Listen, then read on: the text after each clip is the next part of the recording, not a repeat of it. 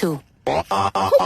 Can't believe it, right? What if we told you electric vehicles do not require engine oil? Let's explore whether EVs use oil like traditional cars and expand your knowledge on the EV field. In your typical fossil fuel powered car, engine oil is like the lifeblood, keeping everything running smoothly. It is essential for lubricating the engine's moving parts, preventing overheating, and ensuring a clean engine. But here's the kicker: electric vehicles march to a different beat. Unlike their combustion engine counterparts, they do not have an internal combustion engine that thirsts for oil. Nope, not at all. The heart of an EV is an electric motor, which is a whole different beast. It's sleek, efficient, and guess what? It doesn't require engine oil at all. Why? Because it has fewer moving parts than a traditional engine. And that, my friends, translates to lower maintenance costs and fewer headaches for EV owners.